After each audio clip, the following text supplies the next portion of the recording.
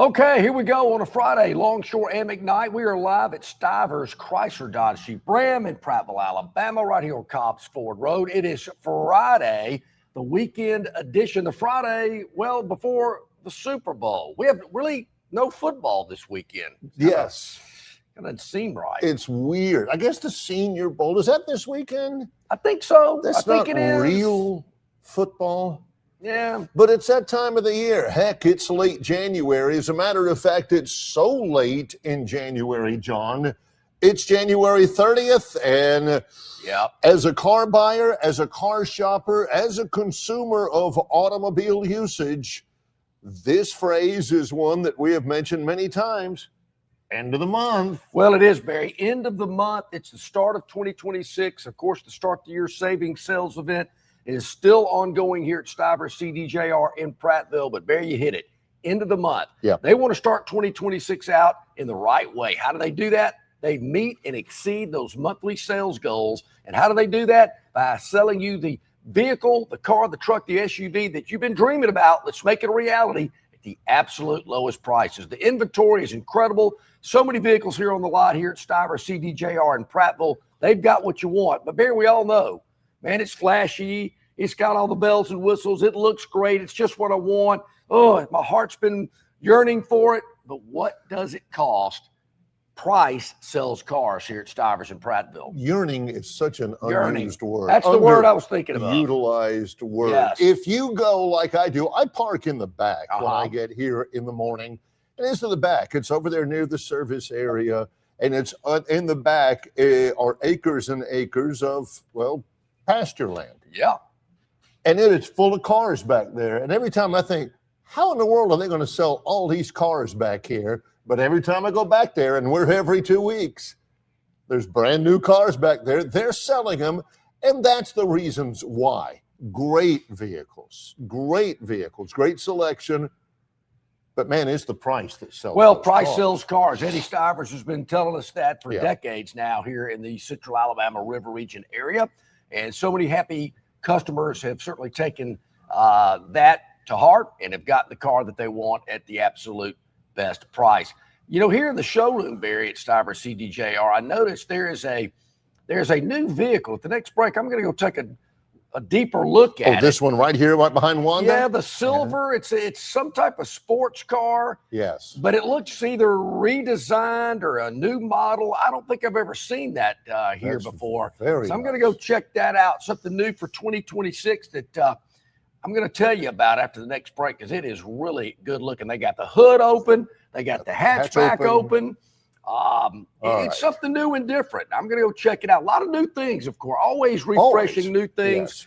But Northwest Florida and Central and Alabama, what do you mean Central Alabama? The whole state of Alabama and Northwest Florida, the largest volume Ram dealer is right here in Prattville. Think about that. Ram trucks, 1500s, 2500s, 3500s and bigger. Largest volume Ram dealer right here in Prattville. We've got a couple of shout outs to our chat line. We love those guys. Very active on the chat line. We're our own little community here.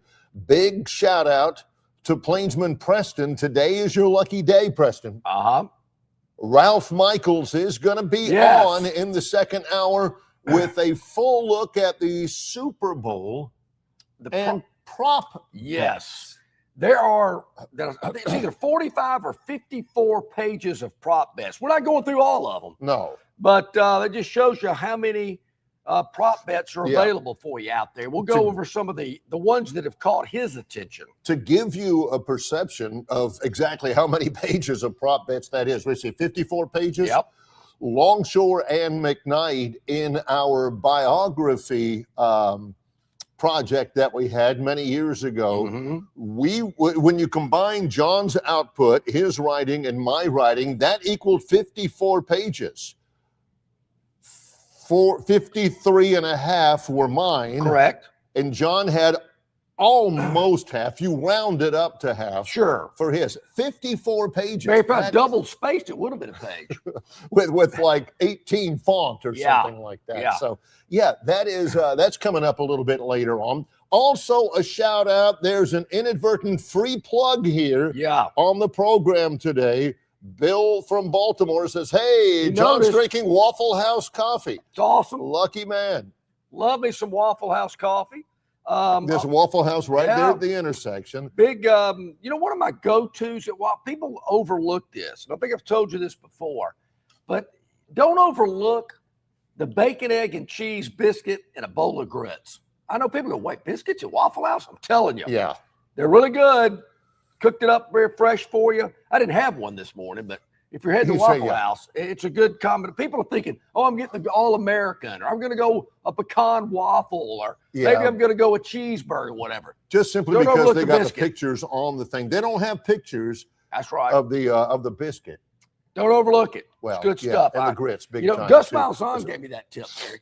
The only other, two reasons why John's drinking Waffle House coffee. Number one, Gus put him on to Waffle House. Number two, it's too far away for Way Offsides Jeff to go bring us some coffee. So John had to fend for himself today. Yeah, we're thinking about you, Jeff. Appreciate it.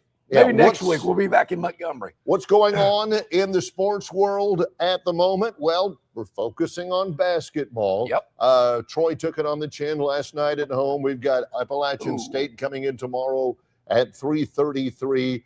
Auburn and Tennessee tomorrow night. I think it is tomorrow night, 7:30. On ESPN tomorrow night. Alabama, it's a Sunday game. They are not playing on Saturday. We mentioned this earlier in the week. Alabama plays at noon on Sunday against the defending national champion Florida Gators. Who's run a little smack, I understand. Have they? Have they been? Their coach has. Oh, yeah. We mentioned that as well. Noon on ABC. Why noon? I mean, you're going to have to bust it to get back from church unless you either have a church that also offers an 8 a.m. service, or like me, my church service, shout out to Collegedale Church of Christ, begins at 10. But still, we got to get out a little bit early to watch Alabama, Florida. Somebody asked. I know, Barry. I know people that say, "Hey, I got to go to the restroom." You'll see them over there like the rec room or something, and the TV will be on. And you go, "Whoa, wait a minute, it's not over yet." Oh yeah. I got caught up in this noon kickoff or whatever. The church service begins at 10. You're out. Get back early. Will you get back early to watch Alabama basketball? I hope so, because it'll be a good game. On a podcast late last week, when all this Bediako news started coming out, somebody asked Florida coach Todd Golden, they asked him, hey, what do you think about all this Bediako stuff? Yep. And he said, doesn't matter. He said, we'll beat him if he plays. We'll beat him no matter what, whether he plays or whether he doesn't. We're going to beat him. You kind of like a coach to feel that way. Mm-hmm. But some people will interpret that as trash talking, as smack. Didn't Dennis Franchione have a quote, something like, that school down the road? Yeah. Or that cow college. Yeah. Or some people think it's a rib tickler just to say Lee County or something like, or West Georgia or something like that. Or even API, which is a way obscure. Way back. There. Yeah. But, you some coaches get more mileage out of poor mouthing their team. Coach Bryant was famous for that, wondering how in the world his little old boys are going to stay on the field against Tennessee and not get badly hurt. Probably the master poor mouther is still with us, but I understand the rumor is that he's under hospice care, end of life care, and that's Lou Holtz.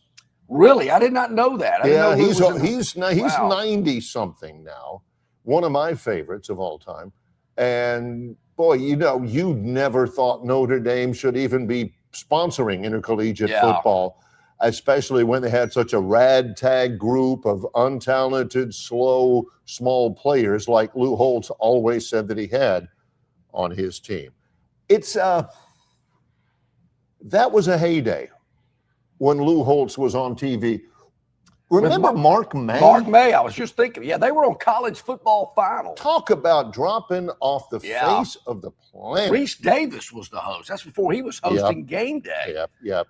Yeah, I do remember. What did happen to Mark May? I always thought he was. He just pretty stopped. Good. I mean, he didn't have any illness or any personal problems like the late great.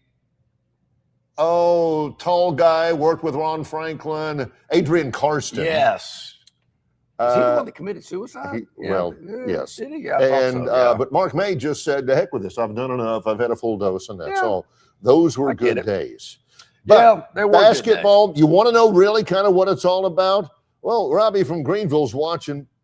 Oh, hey, Robbie. And he says, huge win for Alabama Tuesday night. Oh, wow. We're just getting to you now, Robbie? Yeah. Okay. I feel good about how Alabama matches up with the Florida guards, the Florida front court with Alex Condon, Robert Chenalou, Thomas Hawk concerns me. Now you got Betty Acco now, Robbie. Yeah, Robbie, what do you think about Betty Acco back on the team? Let me get your thoughts about that. And what do you think about the Steelers and what's going on? Have they hired a coach yet? I think they have. Yeah. Who's Robbie, Jeff new coach? From Way Offsides. Jeff, what do you guys think? Goodness. It was, of course, forever it was Mike Tomlin. I think they hired somebody. Oh, yeah, Mike McCarthy. Oh, yeah. Retread. Exactly. Best days were with Green Bay, struggled with Dallas. Now, for some reason, he's at Pittsburgh. Golly, no kidding. Why would you hire that guy? Robbie, good to hear from you. Game was Tuesday night. But, hey, we appreciate it. Was a big win for the Tide. Needed to win after that home loss. So they head to Florida on Sunday, as we mentioned, going up against a team whose coach, we'll beat him anyway. So he's pretty confident in what he's got going on over there. Full slate of SEC games. We'll certainly get into that today as well. There's a lot of things also that I noticed that I kind of wanted to catch up on that might have been discussed while I was away. Maybe they were, maybe they weren't. Right. But there were some things that I thought, man, this just doesn't. I don't know. I got to get down to the nitty gritty on this. We'll do that throughout the morning as well. Several guests are going to join us. Our man Will Fisher, the director of golf over at Capitol Hill, which is not far from where we're broadcasting this morning here in Prattville. I want to get his thoughts about these live golfers coming back to the PGA Tour. Bruce Koepka is in San Diego playing at Torrey Pines. That's where the tour stop is this week. We talked about yesterday some others that are also coming back to the PGA Tour. I think you're going to see even more. Is Bryson DeChambeau maybe next? I think a lot of people have warmed up to DeChambeau over the years. I'd like to see him back on the tour. Koepka was won over after the first round of the Farmers Insurance Open. That's tied for 101st. Yeah. It's not good. Are you rusty? You're not rusty if you've been playing on the Live Tour. But, he got the first one out of the way. Maybe he had to get used to playing golf in long pants again. Because on the Live Tour, you could wear shorts. So maybe that was one of the issues as well. I mean, I know guys that are, they're like Ben Hogan golfers. Yeah. They still play with persimmon woods and stuff like that wouldn't wear short pants on a golf course, even if it was local muni. Yeah. My father, it could be 95 degrees. He never wore shorts. I remember asking Pops, why not some shorts today? And he just kind of fluffed it off, no big deal. It was not, I'm sure they were summer weight, but I always wondered about that. You're not on the tour. You're just playing here. What's the deal? Yeah. He wouldn't wear shorts on the golf course. I don't know what the deal was. My theory is, Barry, if I've got to wear long pants on the golf course, I probably don't want to play that day. I don't like cold weather golf. That's a good rule of thumb. I don't like when it's cold, when it's wet. That's not my bag. So Warren, I will if I have to. Warren if you call me up and say, hey, we're going to Augusta tomorrow, can you play? I'll wear long pants there. But still, you're kind of a traditionalist with stuff. Warren was talking, I think on Friday or Monday when you were gone, about the passing of former Birmingham News sports writer Mike Bolton. Yeah. And I told the story when I was very young playing before I knew any better in the SEC Media Days golf tournament somewhere, south of Birmingham. And I got to play in the foursome with Clyde Bolton, Mike's dad, sure, and Jimmy Bryan and some of those guys. Clyde Bolton shows up, white V-neck T-shirt, and jeans, cigarettes rolled up in his sleeve and everything. I'm not that guy. I mean, I'll wear a collared shirt, but I know guys at Pin Oaks, guys at Indian Pines that would show up in frayed shorts, T-shirt with a trucking company on the front and everything, backwards ball cap, ready to go. I'm not that guy. I remember that event, Barry. That was early in our broadcast from SEC Media Days, and maybe this was one of the. Golly, it wasn't at the Sheraton downtown. They had just started bringing it back to the Winfrey. So this was a long time ago. I played in that same event. It was at Bentbrook on 459. That's where it was. That's where but it was before that. Yeah, yes. And I played with Doug Layton. Remember, Doug was in my foursome. Yes. And that round took 6 hours. And I said, I will never do this again, which I did not. Did not ever play in the SEC Media Days golf events. Now they don't even stopped do having it it anymore. Yeah, don't even have it anymore. So, yeah, I remember those days. Took a minute, but some of these live guys are coming back onto the PGA Tour. So, will talk to us about that. As you mentioned, Barry, Ralph Michaels from Wager Talk and the Gold Sheet will also join us here today with some very interesting prop bets that are available for the big game a week from Sunday from Santa Clara. Bad memories, man. Bad memories. I don't think the stadium's that great. I don't think the surrounding area. I'm not to say that it's a dangerous area. It's just not, real exciting football. Hey, I'm ready for the big game. I mean, it's just a lot of. It's not a college tech football companies thing. Around there. A lot of buildings. Not a lot of good tailgate areas. Yeah. I didn't think the stadium was overly great. Give me a football stadium with a cemetery next door. Yeah. That's what college football is all about. That's exactly right. Give me something like that. We're at Stivers Chrysler Dodge Jeep Ram, conveniently located on Cobbs Ford Road in beautiful Prattville, Alabama. As the sun has broken, it is over the horizon. Yeah. And we are underway with the Friday show. He's John Longshore. I'm Barry McKnight. It's Longshore and McKnight in association with Yellowhammer News, presented by Bud Light. Marguerite's Exquisite Jewelry is Central Alabama's best-known jewelry store. Their location at 8163 Vaughn Road in Peppertree is conveniently located adjacent to Chappie's Deli. At Marguerite's, they have every jewelry item imaginable because they make it. They really make it.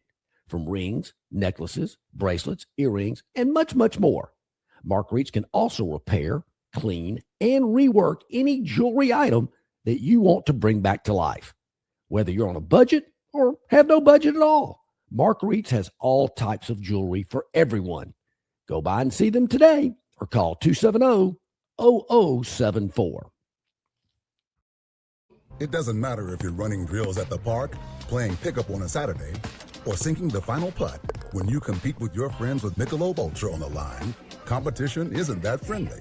The trash talk, next level, and the stakes, those are crystal clear. With only 95 calories and superior smooth taste, it's the ultimate trophy. Superior is worth playing for. Michelob Ultra, superior light beer. Enjoy responsibly. Copyright 2025, Anheuser-Busch Michelob Ultra Light Beer, St. Louis, Missouri. The Montgomery Regional Airport is getting better the more you use it. MGM offers multiple nonstop daily flights to Atlanta, Charlotte, Dallas-Fort Worth, and Washington's Reagan National Airport via Delta and American Airlines. And beginning this April, MGM will offer daily nonstop flights to Houston's Intercontinental Airport via United Airlines. All of these cities offer easy connections to destinations all over the country and all over the world. Make travel more cost-effective and less stressful when you utilize your Montgomery Regional Airport. MGM, you can get there from here. Okay, welcome back in. Glad you're with us here today on this Friday. We're live here at Stivers Chrysler Dodge Jeep Ram in Prattville. It's a start the year off right saving sales event. And as Barry mentioned, it's the end of the month here today as well.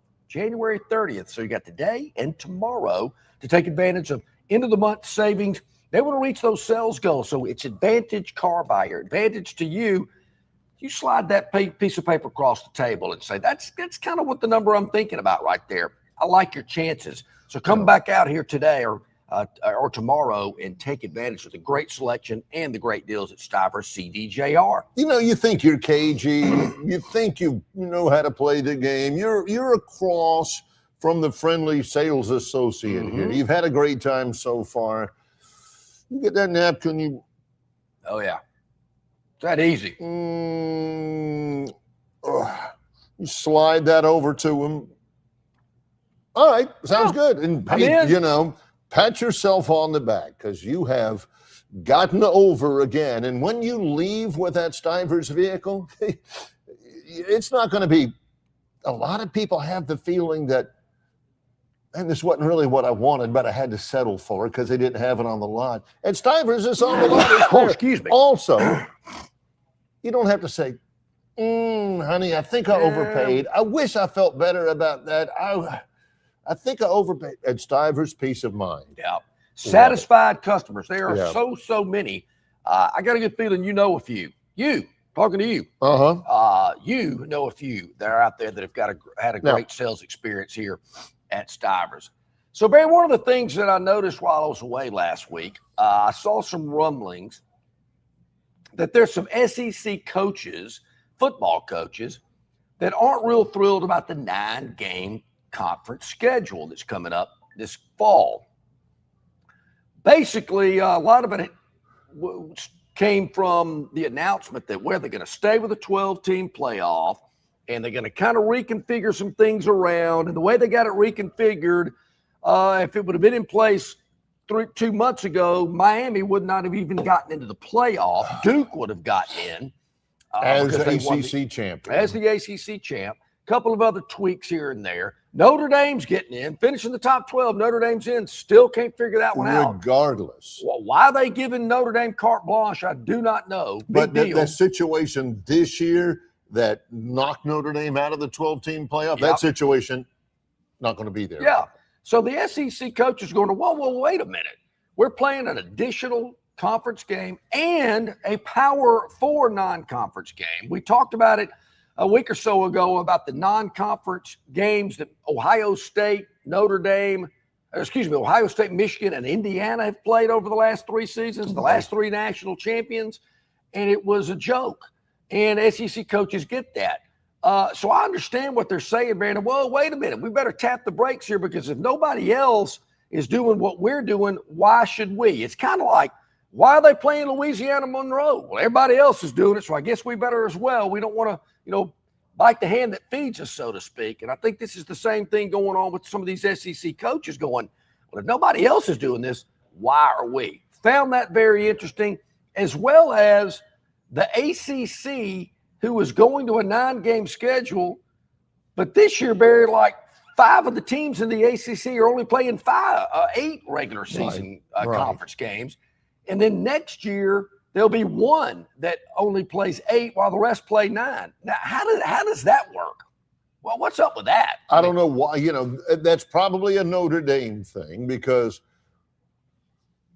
here's what had happened. Notre Dame is in the ACC really for everything except football. Yeah. And they're only half in football because they'll play 5 games and they're not eligible to win the ACC football championship, but they'll play an ACC, not a whole ACC schedule, but see a little bit of an ACC schedule, a comfortable ACC schedule where, they give other schools in the ACC the benefit of having a home game against Notre Dame, but it's not really serious because Notre Dame isn't playing for an ACC championship. Sure. And, one of the schools, therefore, it's a 16-team league. So now one of the teams is not going to get a full ACC schedule because they're like Notre Dame. See, it all makes perfect sense to me. The ACC was scrambling, doing whatever they could to get Notre Dame in their league, and they are. Notre Dame women's basketball, can play for the ACC championship. Notre Dame cross country, watch out for them. But football-wise, Notre Dame says, yeah, we'll join your conference, but we ain't playing Wake Forest every other year. Yeah. We ain't playing. Well, they probably do want to play Wake Forest. They don't want to play Clemson every year. They don't want to play at Wake Miami. Forest. So that's their own fault. As far as the SEC goes, made a big push for 9 conference games. Which I was up front of the line. Well, they're thinking, all right, our man Greggy is going to get this done. He's going to get a 16-team playoff going on. So we're going to be guaranteed 4, maybe 5, guaranteed. So, you don't have to have a 12-0 record or 11-1 record. You don't have to go undefeated in the league to be guaranteed a spot in the college football playoff. So I think we're good. With 9 games, that way we can really kind of, wait a minute, we're playing 9 games and we're still only at a 12-team? And don't so forget you're about telling me that we play we don't get to play Eastern Illinois this year, but we've got to play Tennessee? That's right. And that loss maybe knocks us out of a 12-team playoff. Wait a minute, Greg, you sold us on this 9-game schedule because you promised us you were going to get 16 pushed through, and you haven't? Oh. Yeah, 9 conference games plus the Power 4 non-conference games. Which so nobody else teams does. Are going to be, Yes. Which look, that's what I want every week. Every Saturday, I want the best games I can see. I get that. But when the other leagues aren't doing it, why would you? So I can understand why these SEC coaches some of them aren't real happy about it. I don't understand the modeling that the ACC's got going on. Well, some teams play 9, some aren't. I don't understand how you figure that out. The ACC was smart, in my opinion, to move their conference championship game to 12 noon instead of at 7 p.m. going head-to-head with the Big Ten championship game, which they can't compete with. Plus, people weren't going to Charlotte to watch the game. Weather was an issue, probably the matchups as well. So they're going to get their own window at 12 noon from this point forward. But, Barry, there's some things I think I've got a pretty good feeling of why they don't happen.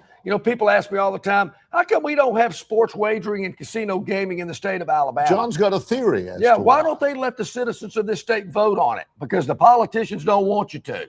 Because outside forces are lining their pockets to make sure we don't have the opportunity to vote on casino gaming and sports wagering and a lottery. But for the life of me, Barry, can't figure out, why does Notre Dame get preferential treatment? Why does everybody go, oh, well, Notre Dame's got to get in, and we got to let Notre Dame have it this way? And so what? What does Notre Dame bring that is so valuable we can't live without? Let them join a conference, be like everybody else, and don't give them an easier path to get into the 12-team playoff over all these other schools that are in a conference. And furthermore, Notre Dame's schedule isn't that great. I mean, last year's was pathetic. Yeah, they'll play at Texas A&M. I know they got Auburn and Alabama in the future, this, that, and the other. But out of the 12-game regular season, it doesn't match up with an SEC schedule week to week. Why are we bending over backwards for Notre Dame? I don't get it. Wait a minute. This is Mr. Notre Dame over here. If he could show up at non-conference scheduling meetings with the shillelagh and the little pants and the tiny beard and look like the Notre Dame leprechaun, he would. Oh, why doesn't Auburn play Notre Dame? Well, they are. Why don't and now that that's happened, John's like, Notre Dame, they've fallen on hard times. They've scheduled I think it's two totally different. What is it about Notre Dame is always Notre Dame. Until now, John says, what's so special about Notre Dame? It's two totally different topics here. The tradition of Notre Dame is unmatched. There's no other program out there like Notre Dame. Well, that's why. But today, now in our environment, in a playoff environment, and we're letting them have the easiest path in. Oh, if you're in the top 12, you're in. Doesn't matter. So you're in. So, but why are we giving? Is it because of the history and the tradition and Aero Parsegian and Newt Rockney and the Four Horsemen? Are we still Frank living in Leahy? that? Yeah. I mean, we're in Angelo 2026, and we don't have, the national championship isn't determined in the cotton, rose, sugar, and orange like it used to be in the 70s. You have a playoff system. Why are people bending over backwards and letting them do this? I don't understand. Stand up for yourself. I don't get it. I mean, history and tradition and the pageantry of Notre Dame football, that'll never fade. They've made movies about Notre Dame. But I don't understand why people aren't standing up and going, wait a minute. Notre Dame's already got a benefit. Notre Dame already has recognition. They got a lot going for them. Why are we giving them more? Why would we do that? Does Notre Dame bring more money to the college football playoff and to the networks? Might. Is that why they want Notre Dame in? Maybe they do. I don't know how many Notre Dame games outrank some of the bigger college games of the season. They probably outrank Major League Baseball. Well, I mean, who doesn't? But I just don't get why Notre Dame gets preferential treatment. Make them play like everybody else does. There's a book out, and I'm trying to think of the title of it. I've got it. And it talks about Notre Dame and families all over the country. Mm-hmm. It's not just South Bend, Indiana, or Latrobe, Pennsylvania, or, the Rust Belt, that there are Catholic families all over the country, especially. This book was talking about guys growing up with their old man, old Pop over there. Whenever he got done working in the steel mills for the week or working, at the foundry or whatever, heck, I don't know, the coal mines. And he had a day on Saturday that he could just sit there and watch football. They'd always watch Notre Dame. Pop didn't go to Notre Dame. He'd never been to South Bend or anything, but he ain't watching pro football on Sundays. He's watching one football game, and that's Notre Dame. That's still a thing, I bet. As far as going to South Bend and going to a game, I guess South Bend's okay. I guess. Notre Dame, I've seen Rudy. I've seen, Newt Rockney, All-American, all those Notre Dame things. And that's fine. I'm kind of with John on this. But the only reason why Notre Dame gets preferential treatment are these things right here. Eyeballs. Guaranteed eyeballs. Even if, as somebody has assured me, if Notre Dame's not any good, and they were not any good for a pretty good long while, it's still Notre Dame. I know what you're saying there. But if it was all about eyeballs, they would want Alabama in the playoff every year. I mean, this team's had more eyeballs watching them over the last decade. Why would they not do everything they could to get them in the playoff? Well, why are they helping Notre Dame? There again, get them in a conference, make them play like everybody else. And I do kind of understand what look, I'm a big schedule guy. I want the best games I can get. But if I'm a coach, I'm thinking, wait a minute. The Big Ten's playing Cupcake City out of conference year in and year out. We went over that last week. Why are we busting our butt to go play some big-time non-conference team, which I want them to do, but I certainly understand, why are we going the extra effort, playing 9 conference games when we had 8? They're getting, just like the Big Ten's whining and complaining about, well, the SEC only plays 8 games. So the SEC said, well, we'll play 9. Come on, Greg. You got to tighten up. You got to do what's best for this league, as well as stop all this talk. Stop all this nonsense. I'm so sick of people going, well, what's going to happen? How are they going to reel this in? How's college football going to get better? I'm tired of the talk. Less talk, more action. I think there was a country song. A little less talk and a lot more action. Yeah, that's what we're looking for here. And I'm tired of no action.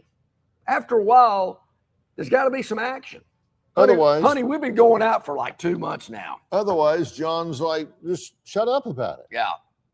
Bob from Pike Road says, I'm not sure what's causing the power shift from the SEC to the Big Ten. And the Big Ten has a lot more leverage than they used to.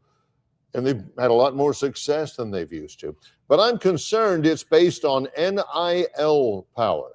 The Big Ten, on average, has more dollars to spend on NIL, and the 5 stars and 4 stars are following.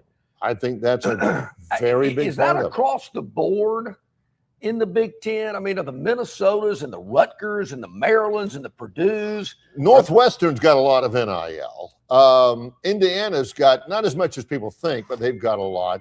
Rutgers, I saw the other day, Rutgers' balance sheet came out, and they've lost like $54 million. Their athletic department has a $54 million deficit this year. Since they joined the Big Ten, wow, Rutgers has lost $500 million. They've lost over $500 million in athletics since joining the Big Ten 10 years ago. Sometimes there's such a thing as being somewhere that you can't afford. Yeah, no doubt. Yeah, I get that. That's that house in that super nice subdivision with the gated entrance to it. Yeah. That you're thinking, man, we've really arrived. They can still foreclose on those, right? You know, you can still get kicked out of those if you don't pay that mortgage, and that's where Rutgers is. Right so now. There again, I just don't like the feeling, the landscape out there. I felt more confident about it in terms of college football, in terms of SEC football, but I don't feel as confident about it. I don't feel as sure as I once did, and that's not a good feeling, because as long as I've been growing up and following college football, the SEC has always been the dominant league. It'll be competitive. There'll be great athletes. There'll be great games, great teams. But are they getting passed by? Is the Big Ten passing them by? Is Notre Dame passing them by? Are teams like Texas Tech passing them by? I'm a little concerned about that. And I think Greg Sankey has been a little quiet about it. I think we need some more information. We need the commissioner to fight for this league and quit all this talk and this uncertainty. I said it last week. When are the college presidents going to step up and say, hey, something's got to give? Well, we got to have something in place. We got to have a roadmap, guardrails. This is way out of hand. College athletics across the board, way out of hand. Whether it's bringing a guy back that signed a contract with the G League and the NBA, or you got guys coming into your school for football and 2 years later or 1 year later, they're transferring to a Big Ten school.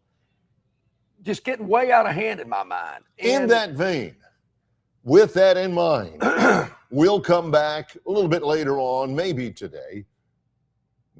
Ole Miss is getting in some hot water, not just because of tampering charges by Clemson and Coach Dabo Swinney, who says he's got receipts, he's got the proof, but also, according to John Canzano, who I like, johncanzano.com, NCAA investigators are inquiring about alleged improper contact, tampering, between the Ole Miss football staff and Fresno State. There are coaches out there who say, towards John's point, tired of all the talking about tampering. Tampering's not a rule. If it's a rule, enforce it. There are coaches out there, we'll get to it in just a moment, who are saying, all right, there's proof. Will somebody do something about it? Yeah, I think that's a great point, man. I mean, we're here, it's going on, but nobody's doing anything about it. And I believe tampering is like a level 2 violation, so it's like that big of a deal. No, I mean, you got maybe a coach that'll be prohibited from off-campus recruiting for 2 weeks. That's exactly right. But it's like Pete Goller or what Dabo say, hey, they're texting and calling my guys while they're in class. Hey, what's the buyout? So what do you do? I mean, and it's not like they drove to Clemson to talk to the guy face to face. No, and they got copies of that. I mean, like John said, tampering's not even a major violation. Yeah, I mean. And even though it's not a major violation, they still aren't getting it. Nobody's ever gotten hammered or even slapped on the wrist for tampering. More on that in a moment as well. We are live at Stivers Chrysler Dodge Jeep Ram, Cobbs Ford Road in Prattville. It's Longshore and McKnight in association with Yellowhammer News, presented by Bud Light. Located just 8 miles north of Alabama's state capital, Capitol Hill features 3 18-hole championship courses. With more than 1,500 acres of golf and nature, the pure magnitude of this facility is amazing and allows each course to be drastically different from the others. Capitol Hill also features an innovative 360-degree driving range 400 yards in diameter. Capitol Hill offers a fully stocked pro shop with the latest equipment and apparel. Great food and beverages in the clubhouse can be enjoyed both before and after your round. Get your group together and hit the trail. Go to rtjgolf.com/Capitol Hill for tee times and more information. Man, where's the beer guy? Bud Light here? You get a Bud Light? Bud Light? I'm here, Bud Light. Bud Light here? Bud Light here? Bud Light here? Bud Light where? Bud Light here? Oh, Bud Light there. I missed that because of you. You did not miss that play because of me. Tough to stop talking this way? Yeah. It's actually kind of fun. Hey, I got your Bud Light. Oh, nice. Never mind. Anything for the clean, crisp taste of Bud Light. What'd I miss? I have no idea. You're not buying sticks, stems, and pine cones. You're buying premium long-diddle pine straw from River Region Straw. Kenny and his staff have access to the best pine straw in the River Region, full of color that will last all season long. Kenny has locations in Montgomery, Prattville, and Auburn, and no order is too big or too small, from a few bales to an 18-wheeler trailer load. Pickup is available, or your order can be delivered. They can even spread your pine straw if you like. So call or text Kenny today, 669-5959. That's 669-5959 for all of your pine straw needs. All right. Okay, here we are back at it. Glad you're with us here. About 20 minutes to the hour. I'm gonna do this, John. All right, do it. I didn't have time to get the camera ready and get it over here. But we're here in the studio, in the showroom. Yes, we are. Of Stiver Chrysler Dodge Jeep Ram. I'm standing here with Wanda right now. She's awesome. Big smile anytime you come in. And you mentioned this vehicle. And I wanted to get up to look at it. What style? What is the model there? It's a what now? It's a Charger. Scat Pack. Charger Scat Pack. It's got a little B on the insignia over here. Like you mentioned, John, it's got the hood open. It's got the hatch open. I mean, it looks like it's going 60, and it's just sitting right here in the showroom. This is amazing. Plenty of room in the back. Yeah, you ain't kidding. That is wanted to see what it was. Yeah. New model, new design, the Charger Scat Pack. Scat Pack. You know, Barry, those vehicles, the original Charger were very popular in Tuscaloosa. Not only in Tuscaloosa. Yeah, the Dodge Charger, but now I guess the Charger Scat Pack is going to be the new popular vehicle on college campuses. Do you reckon that Drake Kirkpatrick Jr. he might have one? Drives a Charger because Pops had one. Yeah.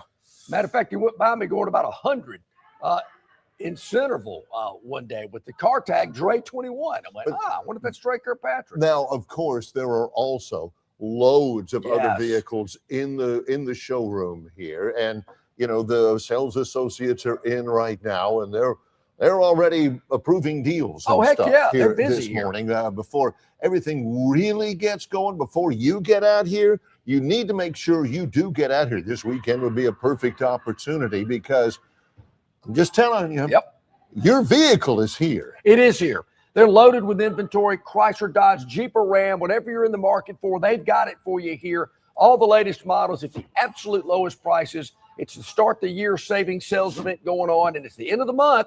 So that means even a better time for you to purchase that vehicle to get the absolute lowest price. They want to meet and exceed their sales goals. I'm going to give you a little hint there.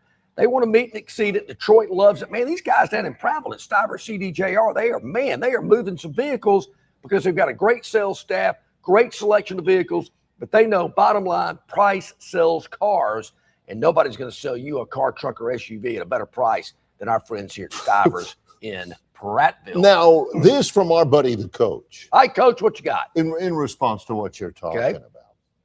The problem is the SEC doesn't have any coaches that will stand in the room and call Sankey out like Spurrier used to do Roy Kramer. Good point. That's a good, I saw that with my own ears and eyes. Can you see it with your ears? Heard it and saw it with my own ears and eyes. the memory is still fresh in the big, what they used to call print media. Print media used to be, well, anyway, and it was usually the biggest room in SEC media days. John and I are electronic media. John used to dabble in print once in a while. Yeah, or electronic media. Yeah. And, you know, we'd record interviews and do live shows and stuff like that. But the print media are all those guys with the Sansa belt and the hush puppies and the 18-year-old. Pocket protector. Yeah, pocket protectors with the pens that have never changed. And there'd be hundreds of them in there.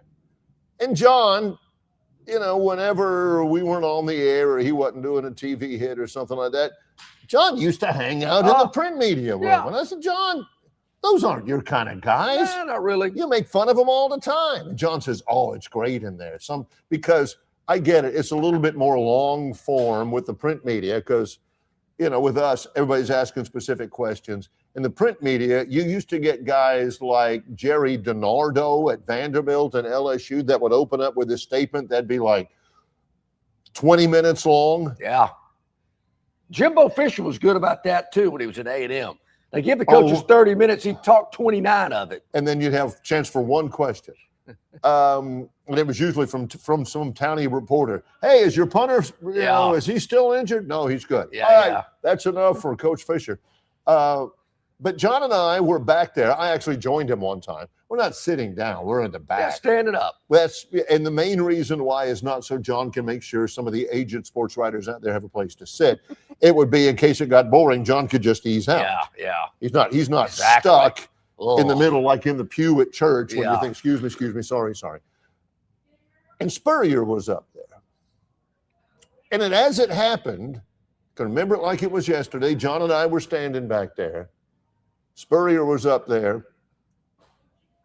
And 3 feet away from you, 5 feet away from you was Roy Kramer. I might have been standing next to him now that I think about it. Late, great Roy Kramer used to be the commissioner of the SEC. He's the one that started the SEC championship game with the concept of divisions and stuff. A real mover and shaker in the SEC.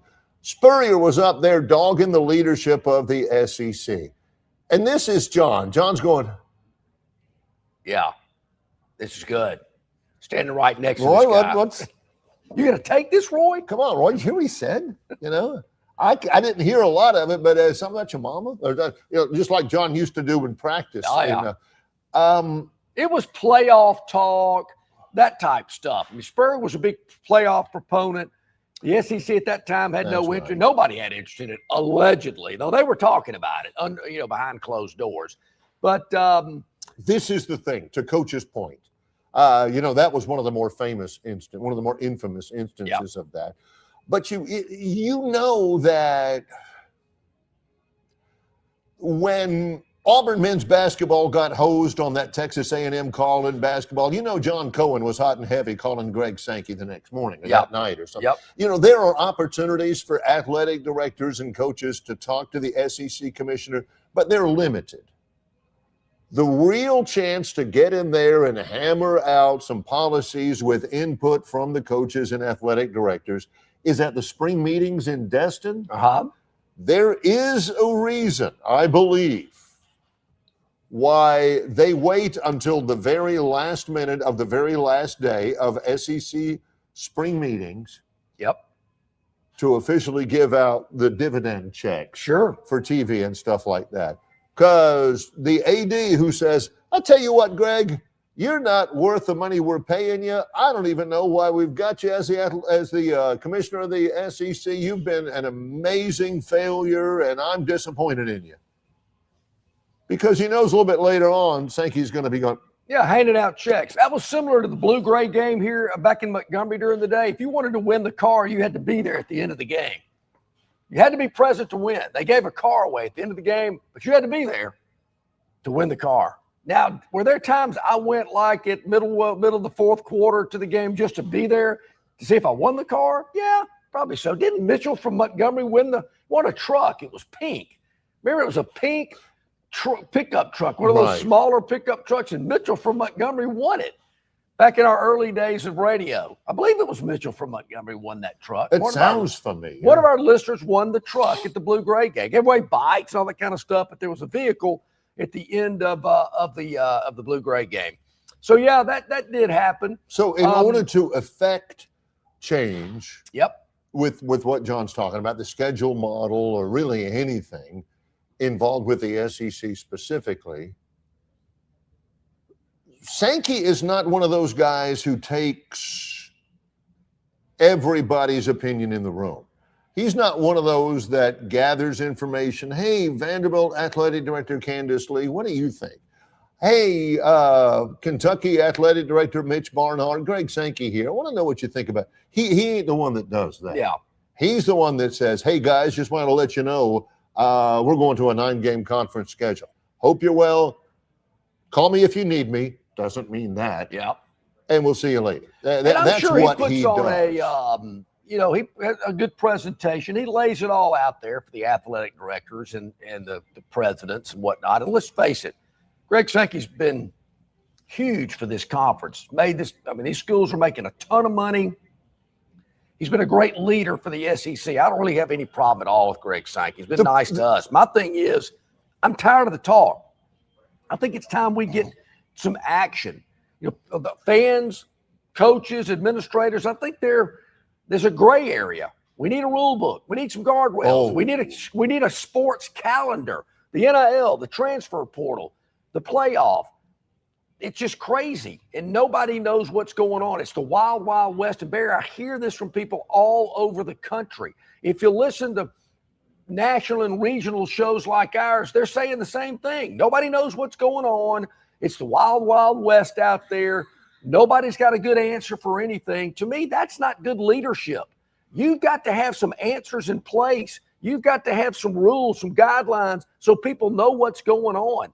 Nobody knows what's going on. Tampering, so what? Big deal. Level 2 penalties. Who cares? According to John Canzano at johncanzano.com, I recommend that website. It's this guy. He, in terms of tampering, we talked about that. He quoted an unnamed Power 4 head coach about tampering, with the news that now the NCAA, they're looking into the Clemson allegations that Pete Golding just blatantly sent a text to an existing Clemson student athlete under contract while he was at a workout or class or something. It says, hey, what's your buyout? Yeah. And there was also a text, and they've got proof of that, from the Ole Miss football GM to the Clemson football GM, who says, look, our friendship means more to me than a linebacker, but, Pete will do what Pete wants to do. And now, again, the NCAA investigators are inquiring about alleged improper contact between the Ole Miss football staff, Pete Golding, and Fresno State wide receiver Josiah Freeman. Had never heard of Josiah. Neither have I. He's a 6th-year senior who provided receipts of the communications, according to a source. That's after Dabo made the public accusation that he has the receipts, he has the proof about tampering at Clemson. A Power 4 head coach, unnamed, says, quote, if that doesn't get hammered, what will? I can't tell you of one case where the NCAA has penalized a program for tampering. You and I have heard about a lot of them. Hey, I hear they're tampering. Wink, wink, nudge, nudge. Well, everybody does it. He says, quote, people on this side of it, on the coaching side, people on this side of it are watching. Nobody's got in trouble with it. Tampering's not even a major infraction until they give someone a 2-year recruiting ban and a show cause penalty. There's no consequence. Yeah, Dabo can complain all he wants, Barry, but I'm thinking, well, what's going to happen to Pete Golding? The early odds are in favor of nothing. Yeah, I just, I'm glad that Dabo called it out. It's great. Well, but what's going to happen with it? The article sums up by saying, what are we doing here? Pretending there are rules? The NCAA may decide to throw the book at Mississippi, but I fear that it just may give the Rebels a dirty look and call it good. Yeah. That's not, and that's tampering, that's, illicit NIL. You've got revenue share that every school can pay directly. You've also got NIL that's supposed to go through an NCAA clearing, I mean, an NIL clearinghouse. It's called NIL Go. And they're backlogged. They're not getting to every one of them. And all these guys, all these student athletes are saying, hey, where's my money? I agreed to this. And, you know, such and such and so and so. And the NCAA, somebody, maybe a group of people needs to say, all right. These are the rules. This is what we're doing. This is what we're going to do. And this is the penalty if you don't adhere to these rules. Yeah. The NCAA is a voluntary organization. Sure. John. And I wonder, you don't like the penalty? You don't like the rules? You cannot be a member. I mean, a year from now, we're going to be going, wow, Ole Miss got hammered. Remember that? Remember when Dabo was complaining about Ole Miss tampering? Woo, they got hammered. Or is it going to be like, hey, John, do you remember that thing about Pete Golding and Dabo? Yeah, kind of. What was that again? Is that what it's going to be? Probably more like that instead of Ole Miss getting some severe penalty. And there again, it's just another example of enough talk. We got to have something in place where everybody knows how the game is supposed to be played. Just give us rules. Just give us tangible, visible rules and the penalties for if you break those rules. And again, if you don't like them, you don't have to be an NCAA member. That's what I can't understand. That doesn't stand up in some of those lawsuits. Look, this is not, American citizenship. Mm-hmm. You're not born into it. You either join the league or join the NCAA, and with your membership, you agree to abide by all the rules, or you don't. And that includes Bediako. Bediako, the case, it's against the rules to get somebody who signed an NBA contract. It's against the rules. Alabama's doing it, and they're going to file a lawsuit. And if I was an NCAA attorney, I'd say, look, they're a member of the NCAA. They know there's things like that. It's not just Alabama. It's all over the place. There's lawsuits left and right trying to expand the rules.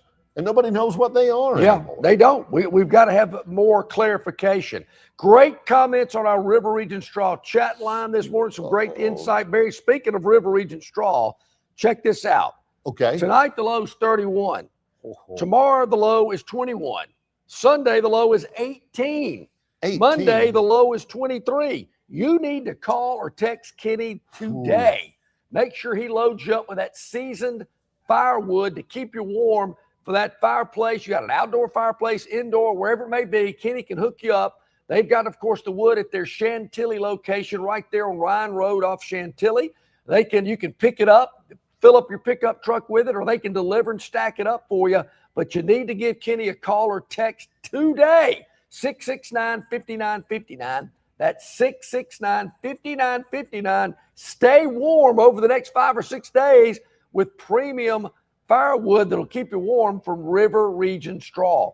669-5959. Look, they have got loads of firewood, but it's not unlimited. Make sure you get yours when the cold weather really hits. What is it? What is the right terminology when you get your fireplace ready? You got the wood, the little kindling, you got it ready to go. Oh yeah, it's set up, I guess you could say. All I got to do is light the match.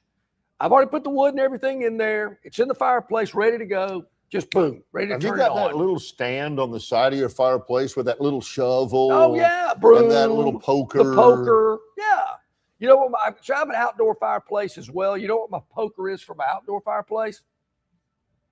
Pitch and wedge.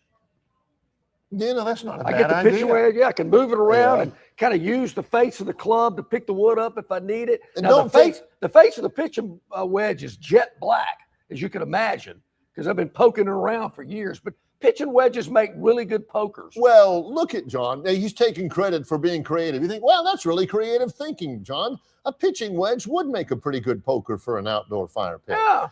It ain't creativity. It was that one time out on the course, whenever he hit it, when he sculled it and skidded it right across the green into the bunker on the other side. Yeah. Ouch. That's when John says, this bleeping pitching wedge. Yeah, make a good poker. I'm going to make it a fire pit poker now. I got to try another one. It would be a good poker. Yeah, it ain't creative thinking. It was the mother of being the mother of necessity. Well, I'm so sick of this pitching wedge. I'm going to get me another one. And I'm just going to use this one. It's an older picture. I've got some old clubs that I just kind of never, just have kept over the years. Right. This was a really old one. I thought, this will make a good pitching wedge. I don't think I'm going to use this one much anymore. So stay warm. River Region Straw, 669-5959. We are here at Stivers Chrysler Dodge Jeep Ram in Prattville. Beautiful day. Look, it might be a little cold this weekend, but the deals are hot. They are sizzling here at Stivers CDJR in Prattville on Cobbs Ford Road. Northwest Florida and Alabama's largest volume Ram dealer. What's that tell you? They're selling Rams for a reason. Price sells Ram trucks, and they can sell you the one that you've been dreaming about. Let's make it a reality with the absolute lowest prices. Whether it's Chrysler, Dodge, Jeep, or Ram products, they've got them all for you here at Stivers in Prattville. It's Longshore and McKnight. Hour number 2 of our live show is coming up. It's Longshore and McKnight in association with Yellowhammer News, presented by Bud Light. Why Hands? At Hands Heating and Air, you get this area's highest ranked service provider with 24-hour repair service, no overtime charges, and their same-day service guarantee. Plus, instead of other companies' 30-day repair warranty, Hands gives you a 3-year repair warranty. Hands Heating and Air is here for you 24/7, 365. And service is not just something they do, it's their way of operating, for you in mind. All of Hands employees are trained to adhere to this standard. They work hard to ensure that this standard is maintained, and they are constantly looking for new ways to better serve you. Call Hands Heating and Air today at 508-5382. That's 508-5382. Or find them on the web at 834hands.com. Phoenix Physical Therapy is ready to help patients recover, recharge, and rise. They develop a customized therapy plan for each patient to get them back to enjoying their favorite activities. Their experienced team is committed to providing exceptional care in a professional environment. Whether you're looking to prevent or treat an injury, recover from a recent illness, or recuperate from surgery, schedule an appointment with our clinic and take advantage of our physical therapy, athletic training, workers' comp, and employer solutions service. Experience elevated physical therapy today. Call Phoenix Physical Therapy at 239-9316. That's 239-9316. Jim Massey's Cleaners and Laundry is an Alabama-based, family-owned and operated business that specializes in dry cleaning and laundry, serving the River region since 1941. There are 12 convenient locations across the River region. Find one close to you or call 481-1911 for free pickup and delivery. For 83 years, Central Alabama has trusted Jim Massey's Cleaners and Laundry. You should too. Welcome in, everybody. Glad you're back with us. Just getting a little text from our man Will Fisher today, Barry. He's very sick. 101 fever. Temperature of 101. Wow. So he's going to have to pass today. Maybe Brian Reynolds down in Cambrian Ridge can join us this sometime this morning. We'll try to check in with him, but hope Will feels better. 101 fever. That's serious business. Yeah, that's a bad fever. That's a bad round of golf too. Yeah. 101. You ain't kidding. Take care of yourself. Plenty of that kind of stuff is going on. We will we always enjoy our chance to talk with our guys at the Robert Trent Jones Golf Trail. Maybe we'll check in a little bit later on if Brian Reynolds is available down at Cambrian Ridge in Greenville. It's Longshore and McKnight. It's the second live hour. No matter where, when, or how you're watching or listening, we are glad you're along with us. Gosh, some people, I had a conversation the other day. I was in, Dee can tell me. I can't remember where. We were somewhere. I was talking with somebody who was a trucker, a long-distance trucker, not one of these guys, who just goes around town. Yep. And he listens to us on Spotify. Yes. He's got it hooked in. Trucker cabs these days are like space age. He's got it hooked in. He says it's great. All I have to do is push an icon on my screen and I can listen to it. I don't even got to worry about what time it is. I can listen to you all the time. He says the only thing I worry about is I can't hit the like button or the subscribe button on Spotify. And I said, well, when you get a chance, when you're stationary at the rest area or something, just get on YouTube on your phone and do it or something like that. But there was an interesting conversation about that. We get so many people that have liked and subscribed. We greatly appreciate that. Greatly appreciate it. you. We like all the people on the chat line who say, hey, come on, guys, like and subscribe. We are really, really strong with subscriber base and all that now, especially because we're still relatively young in doing this. And it gives us, unlike in our long radio career, some real concrete numbers of the people who are consuming our content. It didn't used to be that way. In the radio business, we were fortunate, and for those who don't know, John and I had a radio show. Who doesn't know that? I mean, Barry, come on. For 27 years. Don't sell yourself short. Everybody knew we had a radio show together. You kidding me? I mean, I've been in radio for a long time before I met John, but John and I have been together 27 years. Yep. And what was it?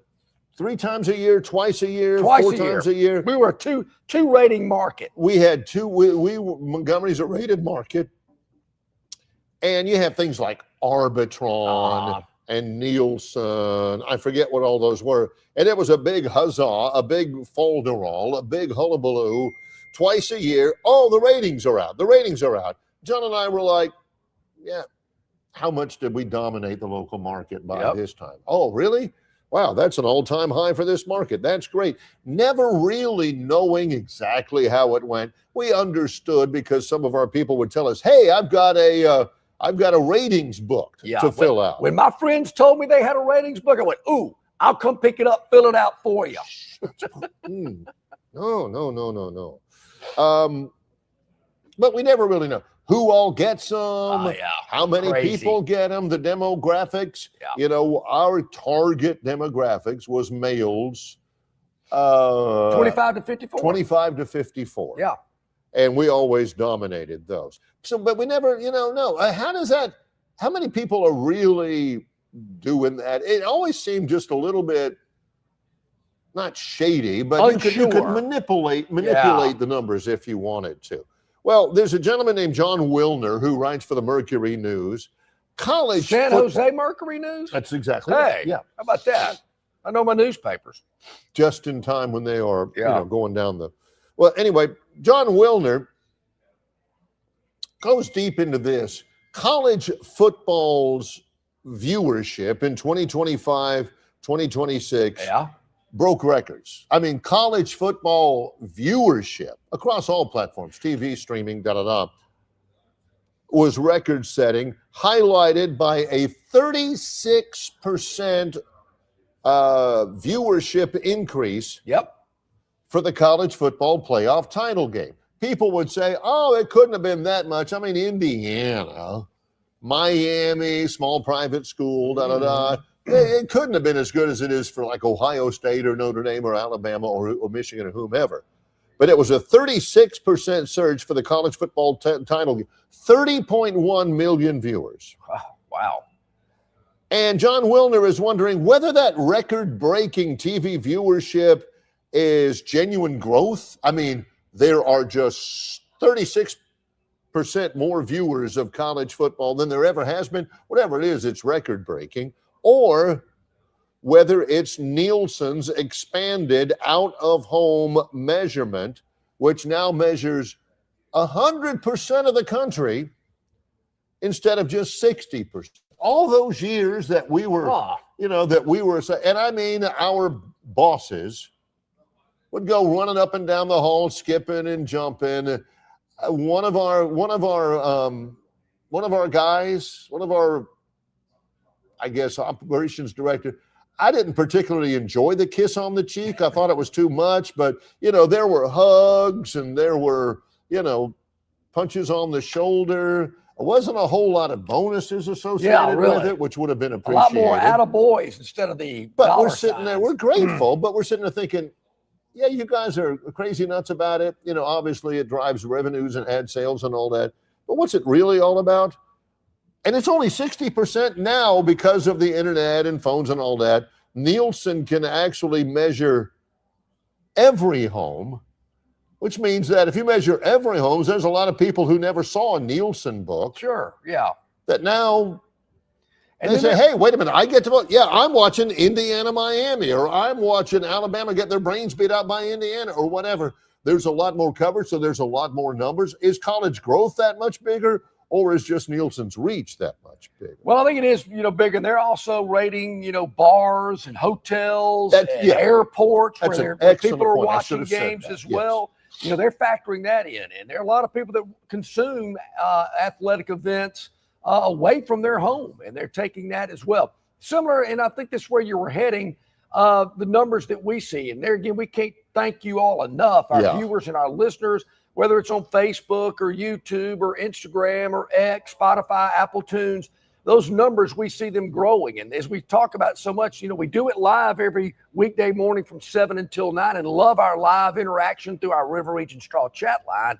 But certainly all the people that consume it, view it, listen to it throughout the day really, really means a lot to us. So we appreciate those numbers growing month by month, and really appreciate it. Hit the like button, hit the subscribe button, tell your friends, tell your family, tell your business associates to check us out. We really appreciate it. Well, our buddy Way Offsides Jeff, not only does he support our viewership with coffee, but also the reason why he's called Way Offsides Jeff is that he has a podcast. Yes. That's called Way Offsides.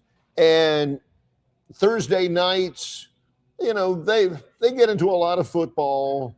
They've had shows where they've recapped after, say, Alabama's win against Georgia in the regular season and Alabama's resounding loss to Georgia in the SEC championship game. Thursday show called Way Offsides. They just get out and they talk stuff. He says, hey, they're campaigning on the Thursday night show to get y'all to 1,000 subscribers. Awesome. See, that's the thing. I know we've got way more than 1,000 people that watch us. We've seen the viewership numbers. Sure. The subscriber base is growing all the time, and it's growing at a healthy rate. And we really appreciate Way Offsides Jeff and everybody, like John says, telling his friends through his podcast and all that. Let everybody know. We work hard at it. We take it seriously. John and I have spent a lot of time together. We're battling the sunshine here right now. Yeah, it is. It is. The sun is coming through the showroom windows here, but hey, it's okay. We're still here going to tell you about all the great deals here at Stivers. Barry, the Senior Bowl, you mentioned it earlier. Yeah. Kalen DeBoer was in Mobile earlier this week. I believe maybe Wednesday, possibly yesterday. That is I think so it was yesterday. Weird. Are you telling me an Alabama football coach can go to the Senior Bowl and not have a media horde follow him and hang on his every word? Because I didn't hear anything at all about it. Well, there was some media that was present, media that interviewed Kalen DeBoer. I mentioned with Rodney Orr yesterday that Kalen DeBoer seemed to be overly happy about his defensive line and edge rushers. I don't know if you noticed when I asked Rodney that yesterday, Rodney kind of paused before he answered the question about that. But I heard someone else say that's the first interview, the first time we have seen Kalen DeBoer 29 days after that total embarrassment in Pasadena. What was it, 38-3? I'm being facetious. Of course it was 38-3. I'm acting like I don't remember, but it was 38-3. And I said it after the game. The most embarrassing loss in the history of Alabama football since I've been watching it, since the 72 block punt game, which I was in attendance. Don't give me, they got beat by Brian Nagel in the Fiasco Bowl. Wasn't in the playoff, wasn't for a chance to win the national title. And it was Virginia Tech beat them in the Music City Bowl. So what? Who cares? La Tech beat them one year. Who cares? But to get beat on a national stage in front of 23.9 million viewers in the manner in which they got beat, have I heard the phrase they gave up? I don't have to hear it. I saw it. They did give up. Kirk Herbstreit says, there just seems like a lot of Alabama guys, they're just out there. They're just there. They're not playing hard. 29 days since that game was played. DeBoer finally is interviewed, talking about other stuff, which I would too, I guess. Yeah. But I know we're going to talk about this all spring and summer before we lead up to the start of the next football season. But Barry, what is Bama fans' confidence level?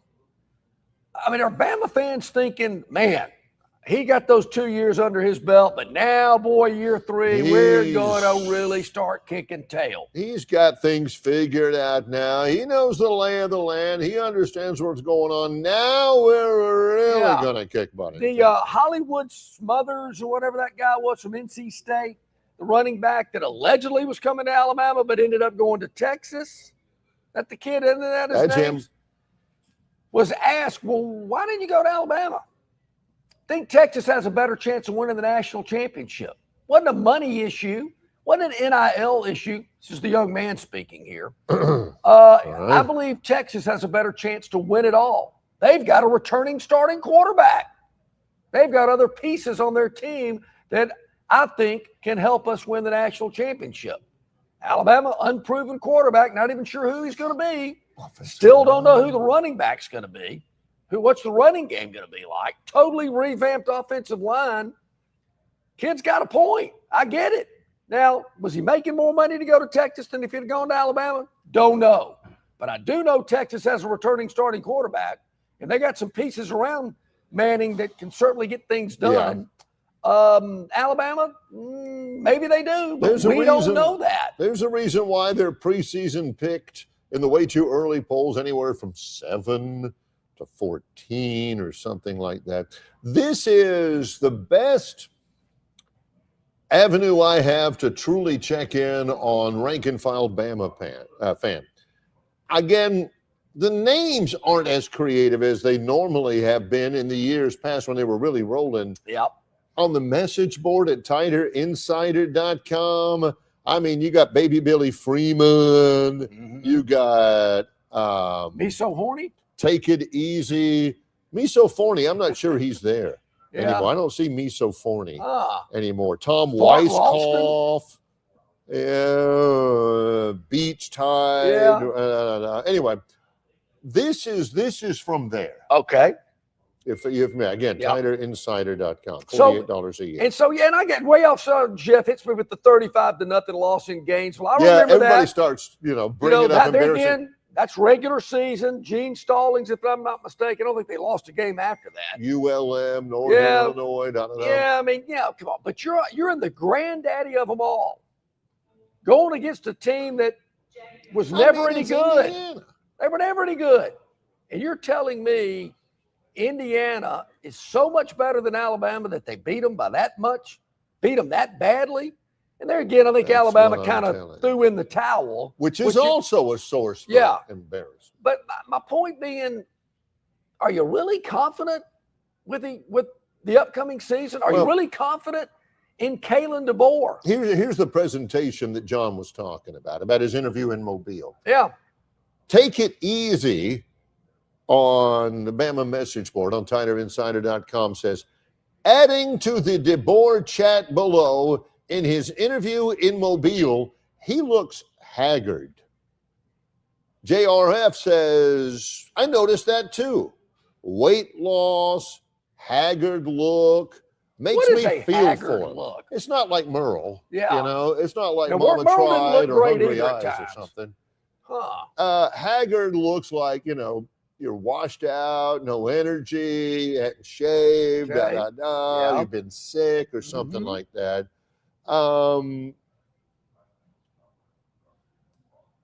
Rodney says, hey, it's a tough place. Sergeant Pepper says, as I previously said, it may simply have been a long night before his interview. Whoa, Arity's Angels?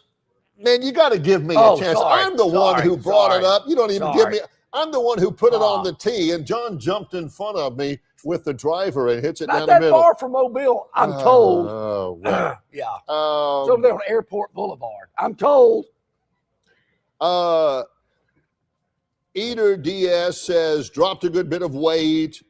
Now, we noticed, I will say that, Barry, I noticed that coming into last fall. We talked about it. I said, DeBoer's dropped some. He's not as thick as he was when he first got here. Is he thinner? I mean, I hadn't seen him in 29 days. And why, and of course, somebody, has to say, I know it's tough when you're only making $11 million a year. Yeah, there's more to that. Do you read out of that? Do you read out of that maybe the job is grinding on him? Maybe the job is a little bit too big for him? Maybe he wasn't anticipating just what a crusher in terms of pressure and expectations that job really is? Yeah, I'll say this, Barry. I think, look, I'm just throwing it out there. I mean, other people might think Alabama's going to win the national championship this upcoming season. I'm just one that doesn't believe that. Maybe after I see them play 3 or 4 times, I might have a different feeling. But based on their first 3 or 4 games, it's probably going to be into October before I have a feeling whether they can win it all or not. Well, but I don't feel that way. And I said it last year. I said, this team is not going to win the national championship. And it was about late September, early October. They'd beaten Georgia. Still didn't think they could win the national championship. So I don't know what has changed from last year to this coming year. I know there's been a lot of people leaving, a lot of people coming back in. But there's a lot of unknown, particularly on offense. Who's going to be the quarterback? What's the running game going to look like? Is the offensive line going to be any better? Who's going to take over for Josh Cuevos? The wide receiver room looks pretty good, I guess. Who's going to get it to him? Who's going to get it to him? Will Ryan Grubb have learned a few lessons about life in the SEC and calling plays and game Have plays? You ever remembered a season, Barry, coming up where there's so many unknowns for both Auburn and Alabama? Well, I mean, Golis has brought a lot of his former players from South Florida up to Auburn. Well, yeah. Okay, great. They going 12-0? Don't think so. Signed people in the NIL from Mercer and from Cal Poly San Luis Obispo. I think that's that way with college football from here on. Probably so. So anyway, when we come back, it's the Phantom's Daily Dog. Yeah, we got to do it, I guess. Up. Let's rip the Band-Aid off when we return. John and I are live at Stivers Chrysler Dodge Jeep Ram in Prattville. Longshore and McKnight in association with Yellowhammer News, presented by Bud Light. Stivers Ford of Montgomery is ranked top 100 in the nation for 8 consecutive years. With deals like these, it's no wonder why. F-150s for 16 grand off, or Lariat 4x4s for under 56 grand. And Super Duties, 12 grand off. Stivers Ford, where price sells Fords. Stivers Ford of Montgomery is ranked top 100 in the nation for 8 consecutive years. With deals like these, it's no wonder why. Broncos for 12 grand off. Bronco Sports for 10 grand off. And Explorers for under 31 grand or 10 grand off. Stivers Ford, where price sells Fords. On the basketball court, the soccer pitch, or even the golf course, your crew brings their best not just for the win, but for that post-game celebration. When victory tastes like Michelob Ultra, it's worth every drop of sweat. And if you don't win, you'll still get the beer. It's just on you. Superior is worth playing for. Michelob Ultra, 2.6 carbs, 95 calories. Superior light beer. Enjoy responsibly. Copyright 2025, Anheuser-Busch Michelob Ultra Light Beer, St. Louis, Missouri. The Destin Connection Seafood Market at 3750 Norman Bridge Road in Montgomery has the freshest seafood direct from the Gulf of America. I'm talking red snapper and grouper, all sizes of Gulf shrimp, jumbo lump crab meat and crab claws, Louisiana Bay oysters, and New Bedford scallops. They are a full-service seafood market and kitchen serving po' boys, dinners, and sandwiches. You know, many well-known restaurants in the river region purchase their seafood from the Destin Connection because they know it's the absolute best. Call ahead and your order will be ready for pickup. The Destin Connection Seafood Market, 3750 Norman Bridge Road. Call 288-4272. That's 288-4272. All right, welcome back in, everybody. So glad you are with us here. Barry mentioned it. We got to do it. You know, we don't win them all. You know, we did go on an 11-game winning streak. Our man Ralph Michaels actually gave me the numbers of what it was, the odds of winning 11 in a row, which we did.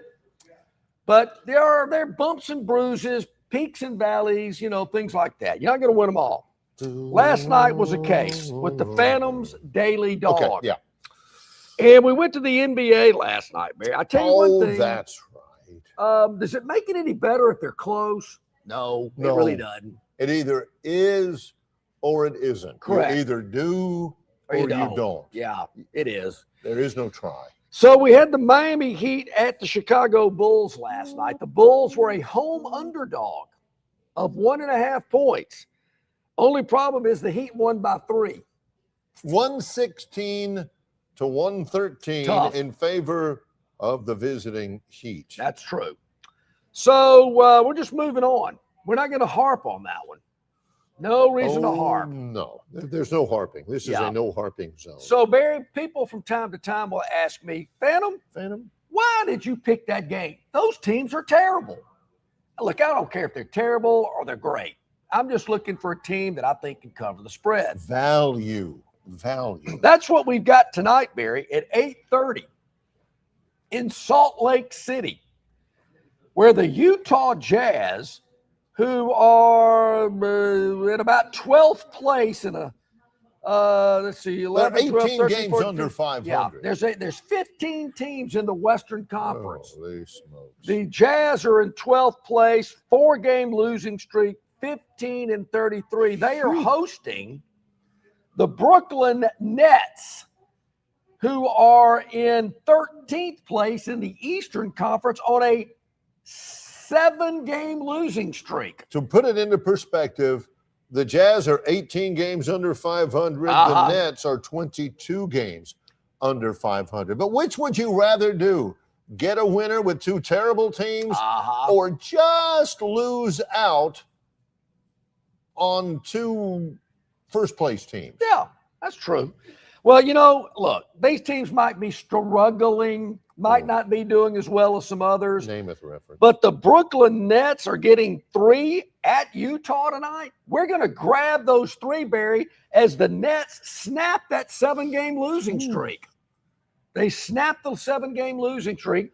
Do they win outright? Maybe so. Well, that's how they snap a losing streak, is if they win out. But even if they don't snap it, we're taking the 3, and we think they can get under that 3 points tonight in Salt Lake.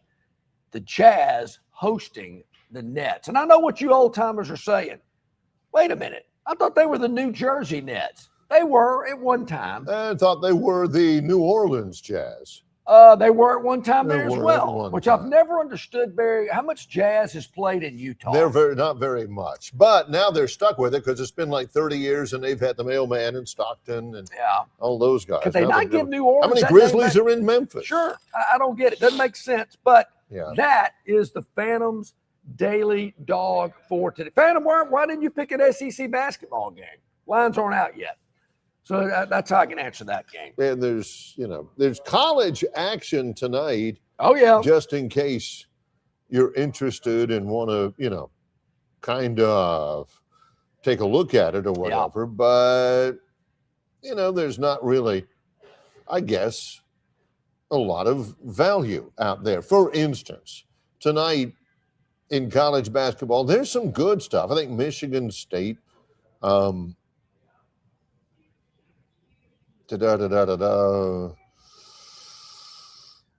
Ten. You got the NHL, tonight in men's, you got Michigan State and Michigan. That's number 3 versus number 7. That's tonight on Fox. BYU at Kansas, and 2 Sunday college games. Alabama at Florida, among ranked teams, and Illinois at Nebraska on Sunday as well. So there's good stuff in college, but there's not good value right now in the college. Well, I'm going to tell you about some value, Barry. Our man Ralph Michaels, Wager Talk and Gold Sheet, joining us here today. It is a week before the big game's being played out in Santa Clara.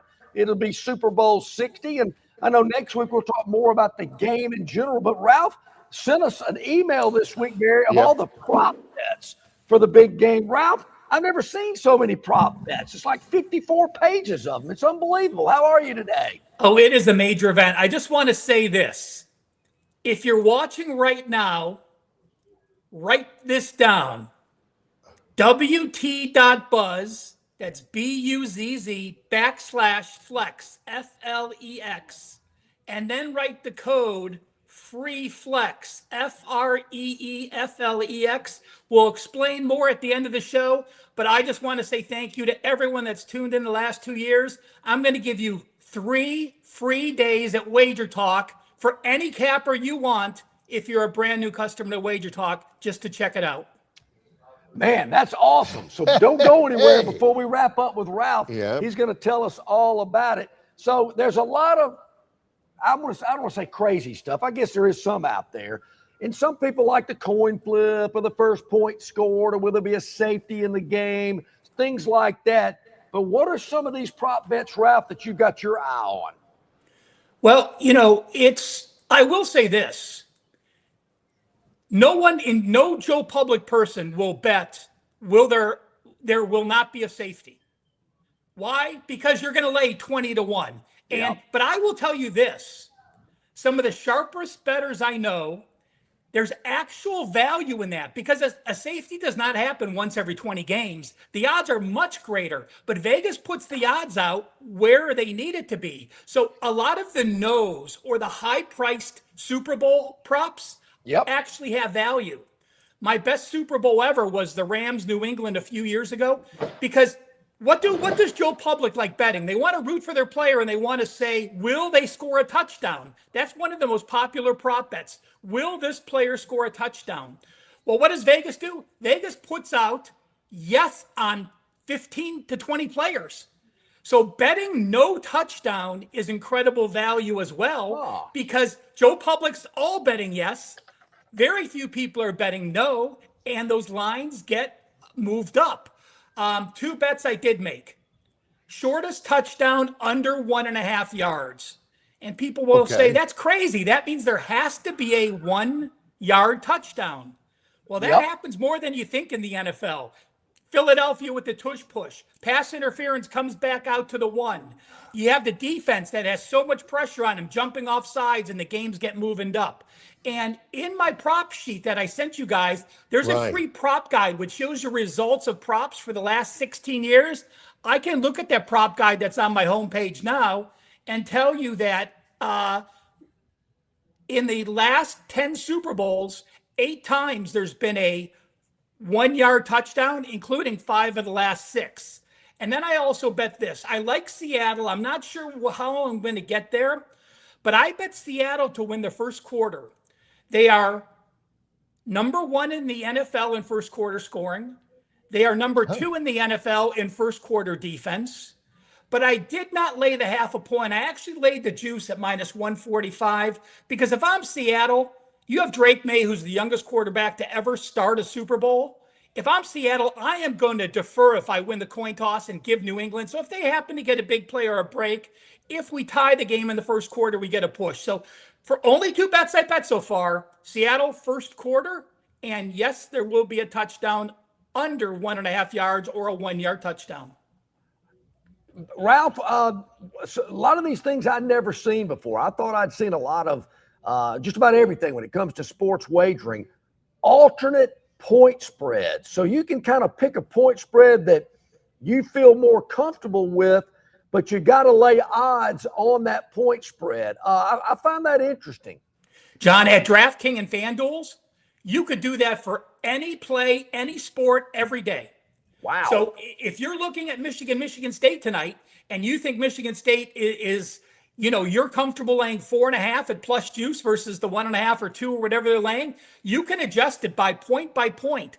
And you could just go to the DraftKings page and just play around with that without even being a client of theirs or logging in. So, it's a situation where you're always paying extra juice. In the Super Bowl, the juices, you bet 10%, you bet 10%. I do want to make you aware, most of these props have 20 or 30% juice or VIG. Ooh. So they are making more money because in the Super Bowl, they know they're going to get equal money on both sides and both totals. But when you get props, sometimes they're one-sided. So the juice can become very inflated. So make sure you're paying attention to that if you're betting any of the Super Bowl props. Here's an interesting one, just an example. If you want New England catching 24.5 points plus 24.5, you got to put up 2,000 to win 100.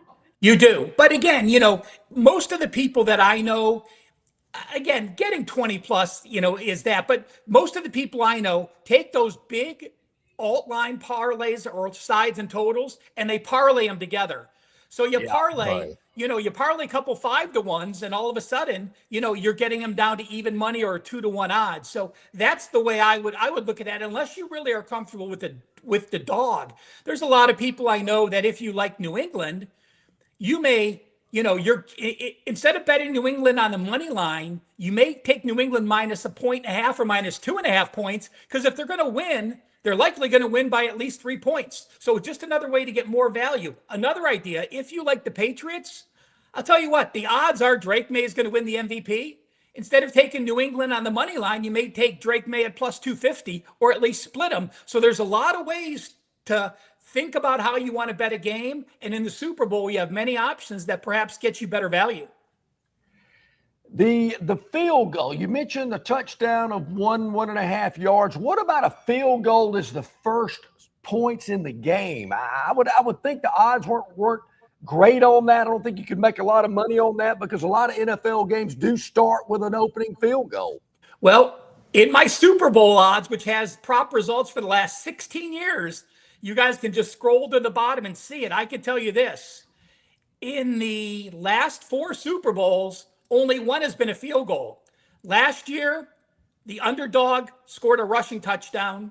2 years ago, the favorite scored a field goal. 3 and 4 years ago, the favorite scored a rush and a pass. So the field goal, first score field goal, if you want to bet the favorite, it's about 3-to-1. If you want to bet the dog, it's about 3.5-to-1. If you bet it combined, your odds are about 1-to-1 in that. But only one in the last 4 years. But 1, 2, 3, 4, 5, about 5 of the last 10 years, the field goal's been the first score.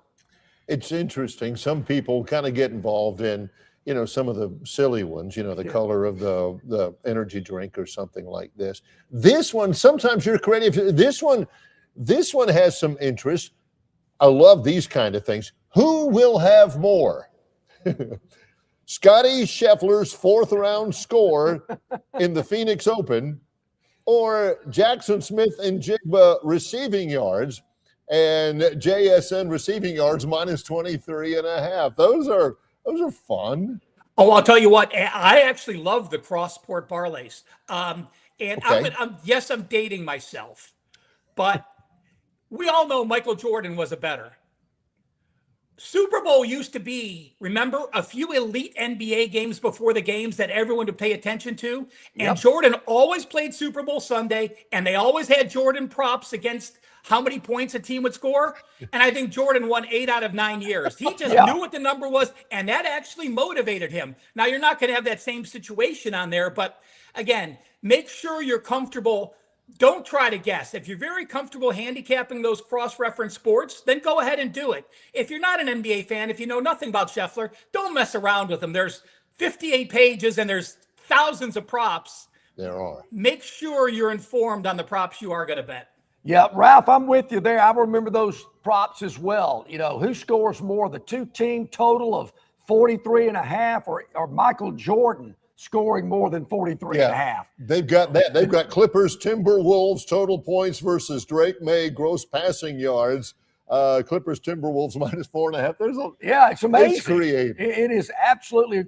Now, how can our viewers and listeners get a copy of all of these prop bets that you sent us? Is that something that everybody can take advantage of? And take I don't know if we have it on our site yet. I know we have it on our back end, but this is from the Superbook. The Las Vegas, used to be the Las Vegas Hilton. Now it's the Westgate, and it's the Superbook. And I'll tell you what, they do an incredible job there. It is an event. Yesterday is when they released them. Wednesday night.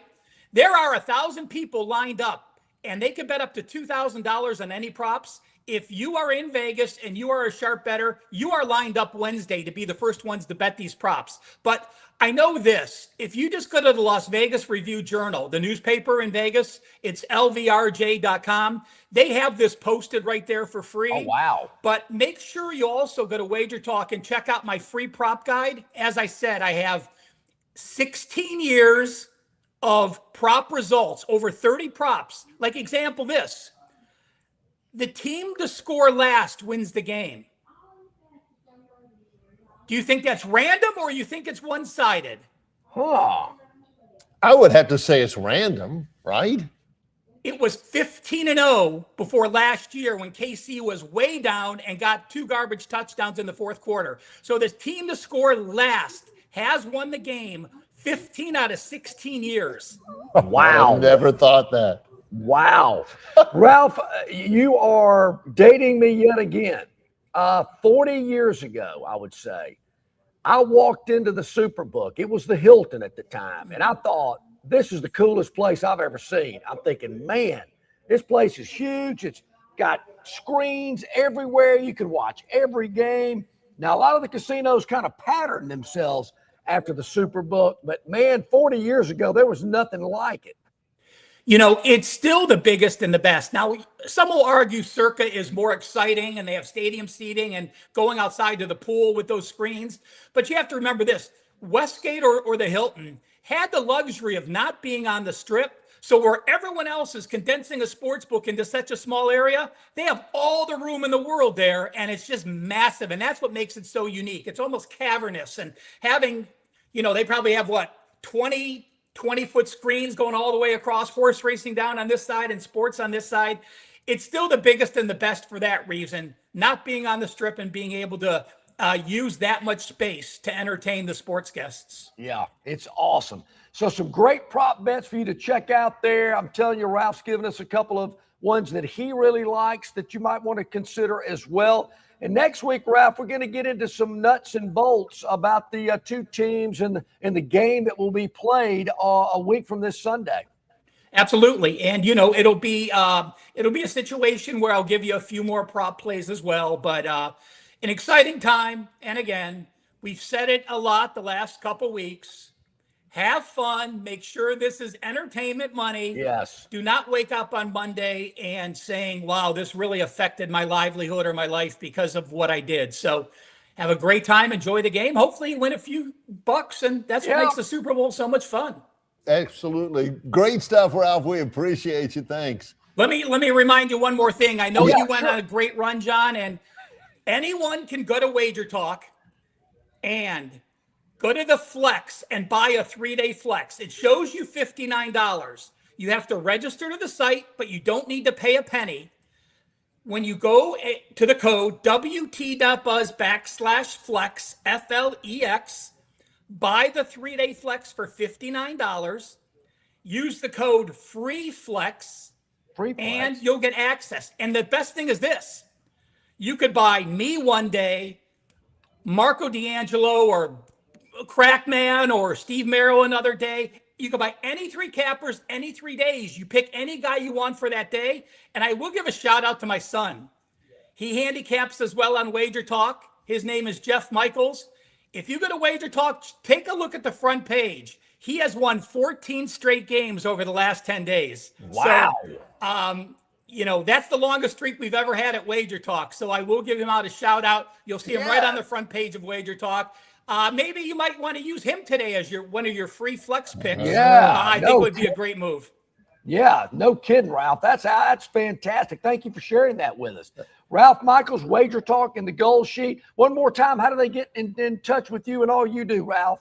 Well, again, my free guide is available. Just go to WT.buzz/RM. Download the guide. I have the last 6 years player stats, last 8-year team stats, squares. Give you the squares results for the last 15 years. If you think in the last 16 years, how many times has 7-7 hit? There's 64 quarters, right? Over 16 games. Yeah. You think, wow, I have 7 and 7 on squares. That's a great number. It's hit once in 64 quarters in the Super Bowl. Because I've had a lot of 5s on my Super Bowl board, which I go, ooh, 5. Well, 5s and 2s used to be horrendous. It's not anymore because of the missed extra points. Ever since they moved the extra points back, it's completely changed the dynamics of those square final points. And I mean, traditionally it was 0, 3s, and 7s and the 4s and the 1s. Not the case anymore because people are going for 2s and missing 1s. Outstanding. Love it. Ralph, we appreciate it. Thanks very much. Talk to you next week. Thanks, guys. Thank you, buddy. Ralph Michaels, Wager Talking the Goal Sheet. Barry, before we go to our next break, we've got some information on the car you were describing and showing us. Barry was going Carol Merrill on us. Yeah, I went off camera. You know, I've got my microphone that has that range, and I went over there, and Wanda at the front, she's awesome. She helped me out. The vehicle that John talked about in the open, in our opening segment, is a Dodge Charger. We all recognize it. Correct. But it looks different, and we couldn't figure out why. Yeah, Barry, it's the all-new 2026 Dodge Charger Scat Pack. 3.0-liter high output, 540 horsepower, 531 pound-feet of torque.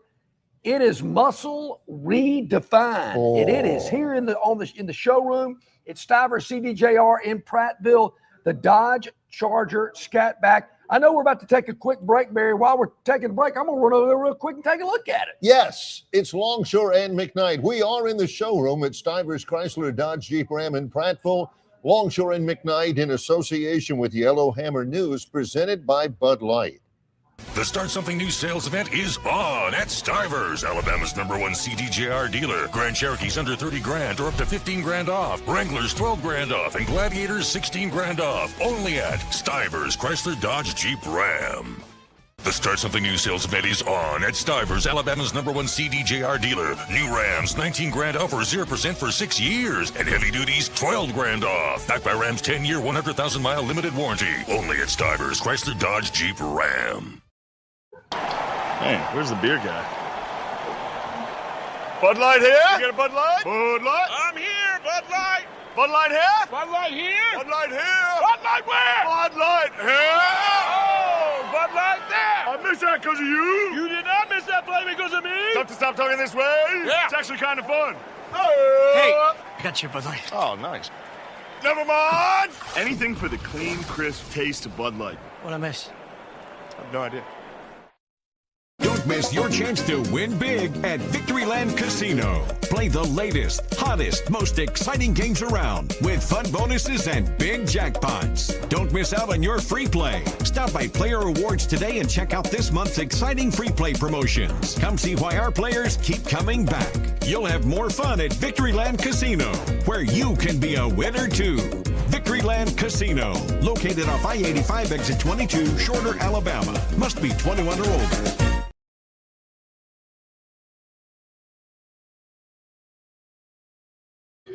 Okay, we're back at it here on the Friday edition of Longshore and McKnight. I believe Barry has got his remote camera. Let's see if we can put him up on the stage here. And as he films, well, there he is. Barry is showing us the new 2026 Dodge Charger Scat Pack. Give us a description there as you're showing it on screen. This is really cool. Look at that thing.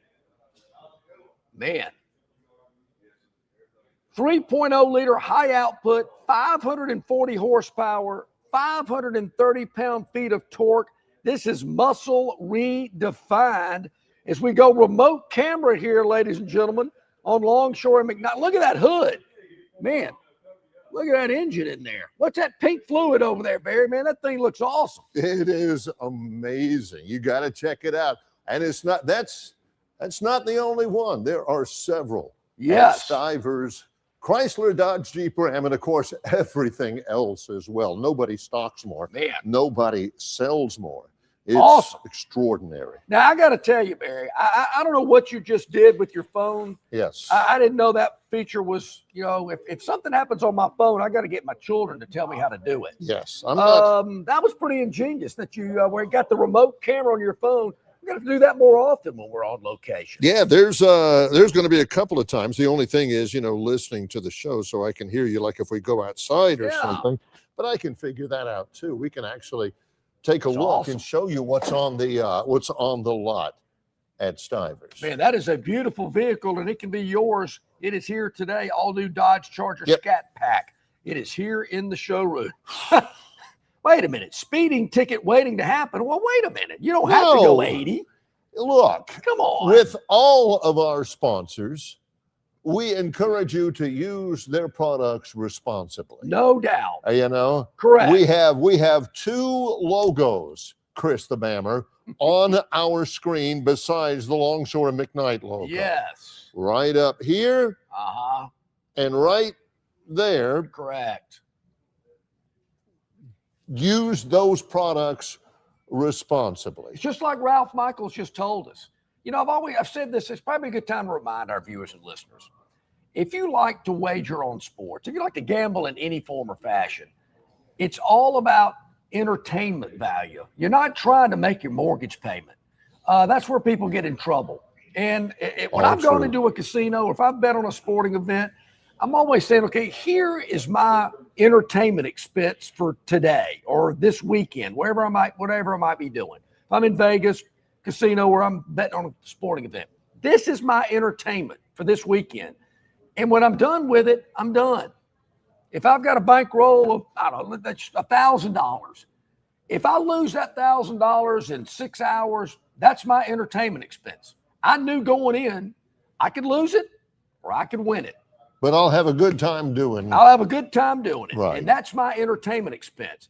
Hopefully I win. That's my goal. But if I don't, I'm not going to harp on it and start chasing money. I do know there are people that do that. I know there's some people that have some issues with that. Granted, I understand it. But you got to think logically. You got to be smart about it. And there again, if you need help in that department, there are plenty of opportunities out there for you to get the help you may need. And I certainly encourage that as well. With any type, whether it's drugs, whether it's alcohol, whether it's eating too much, whether it's gambling, whether it's sex addiction, whatever it may be, there are ways to get help. But there's also ways to enjoy it and be entertained by it. Moderation. I'm always a big fan of that. That's why Barry and I are only on together every day for 2 hours. Yes. Barry says moderation. Yeah. You can only take so much of it. Too much of anything can be a bad thing. Yeah, that's exactly right. You can't eat Fruit Loops every day. You know, you got to mix in some sugar smacks. What was it they said in City Slickers? You know, when the Jack Palance character died, guy says he ate bacon every day. Yeah. At every meal. You can't do that. What a great movie. Barry, you got to help me with this one. You know, this is why Dennis Mitchell has the Lifetime Achievement Award winner designation over anybody else that has ever been a part of our shows. He asked a question today that only Dennis would ask. Barry, when will Troy Bank and Trust put any branches in the Montgomery area? It's a legitimate question. Okay. Full disclosure.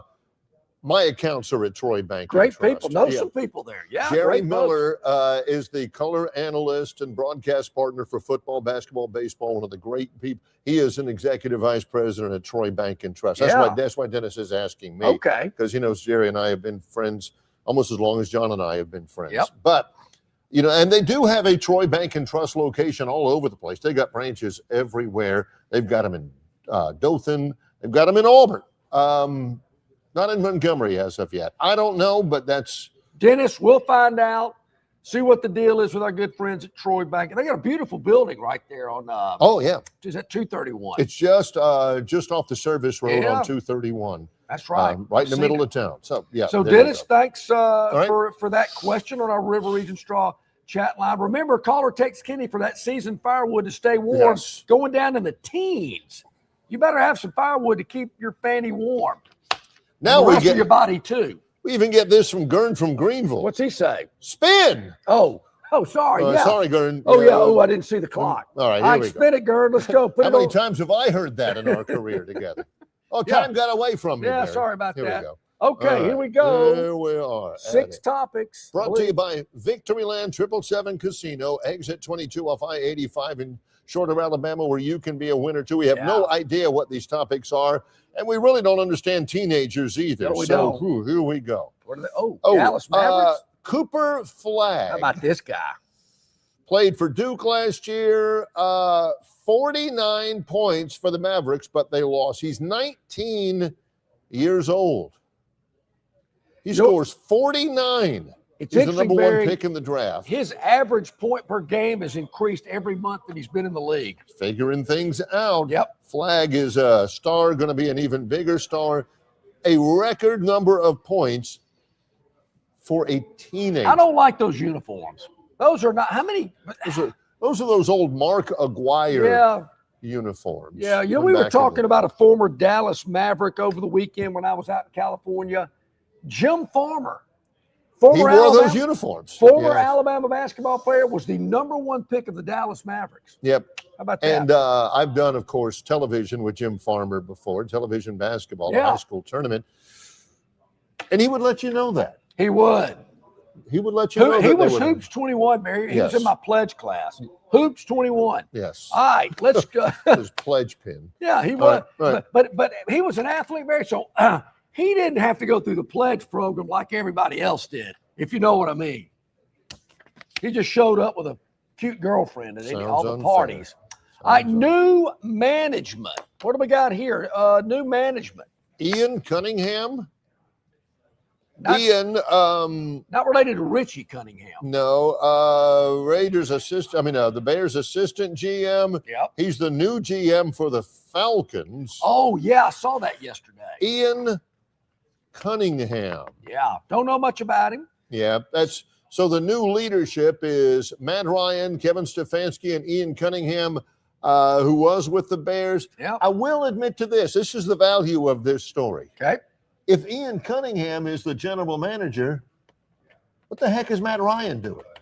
I thought Matt Ryan, I know he was like something else, like the president of football operations. Yeah, I think that's Isn't that the general manager? Yeah. I thought this guy's going to be hired to do what I thought Matt Ryan was hired to do. They wanted to bring Matt Ryan back. Great loyal quarterback of the Falcons back in the day. Give him a salary. Was he the quarterback of the Falcons when they blew that big lead against the Patriots? 28-3, and they lost it in the Super Bowl. Yeah. I did win a Super Bowl board on that game, as Ralph Michaels was talking about. I did win a board. Right. That was the last Super Bowl board I've won. Ian Cunningham. All there right. you go. Never heard of him, but Let's that's an interesting story. Let's spin again. 4 more to go. We can get them in 5 minutes to go to the top of the hour. And it's going to land on tough heard this before. sledding.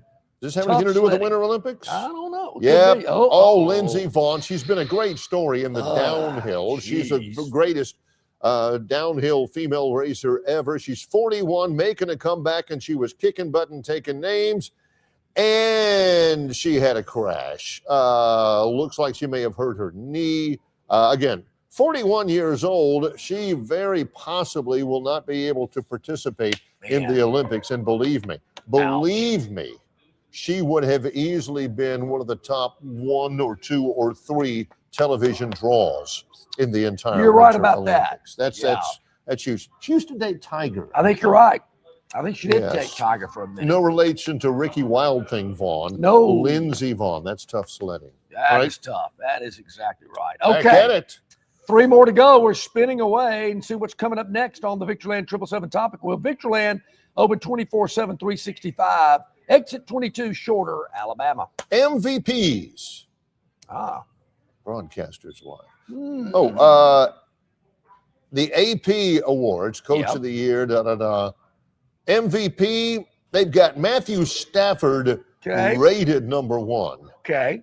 I get that. He had a good year. Offensive Player of the Year, Jackson Smith-Njigba. He's been terrific for the Seahawks. Awesome.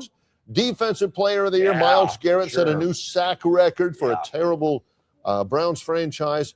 Offensive Rookie of the Year, Tedaro McMillan, wide receiver for the Panthers. Man. Defensive Rookie of the Year, Carson Schwessinger. We talk a lot about some of these guys, all these really great players, and you never heard about them in college. Yeah, 2 of these guys play for Cleveland? No way. Carson Schwessinger, Comeback Player of the Year, Christian McCaffrey. Had a good year. Dak Prescott, Ty, what did Dak Prescott come back from? Wait a minute. He got 0 votes, Barry.